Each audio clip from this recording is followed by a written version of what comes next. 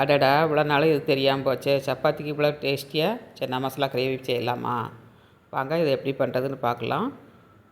ஒரு டம்ளர் கடலையை நைட்டில் ஊற வச்சு அவிச்சு எடுத்துருக்கேன்.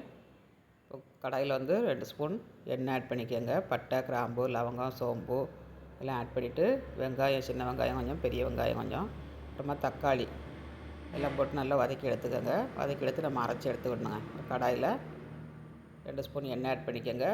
பிரிஞ்சி இலை, பட்டை, லவங்கம், கிராம்புங்க எல்லாம் ஆட் பண்ணிவிட்டு ஒரு வெங்காயத்தை பொடிசாக கட் பண்ணி போட்டுக்கோங்க.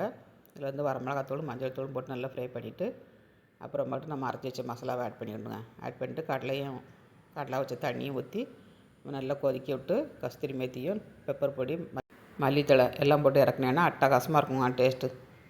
லாஸ்ட்டில் கொஞ்சம் கருவேப்பிலை போட்டு இறக்குங்க. இப்போ சப்பாத்திக்கு மாவு பிசைஞ்சு வச்சுருக்கேன். சமோசா மாதிரி மடக்கி இந்த மாதிரி தேய்ச்சி எடுத்தேன்னா சாஃப்டாக வருங்க chapati.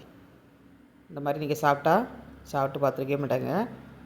Full video chapati video கிடக்கு பாருங்கள். பார்த்துட்டு நீங்களும் ட்ரை பண்ணுங்கள். வீட்டில் சூப்பராக வரும் உங்களுக்கு. நல்ல உப்பலாட்டு லேயராக கிடைக்குங்க. நம்ம சமோசா மாதிரி மடக்குனாக்கா இந்த மாதிரி சாஃப்டாக கிடைக்கும். ட்ரை பண்ணுங்கள் நீங்களும் வீட்டில்.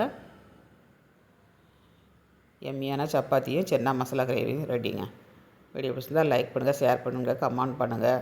ஸ்டவ்வோடு சமைக்கும்போது அன்போடு சமைக்கணுங்க. அன்போடு சமைச்சிங்கன்னா சுமாராக இருக்க சன்னா கிரேவியும் சப்பாத்தியும் கூட சூப்பராக இருக்குங்க. கரெக்டு தானே? வீடியோ பிடிச்சிருந்தால் லைக் பண்ணுங்கள், ஷேர் பண்ணுங்கள். மீண்டும் நெக்ஸ்ட் வீடியோவில் சந்திப்போம். பாய்.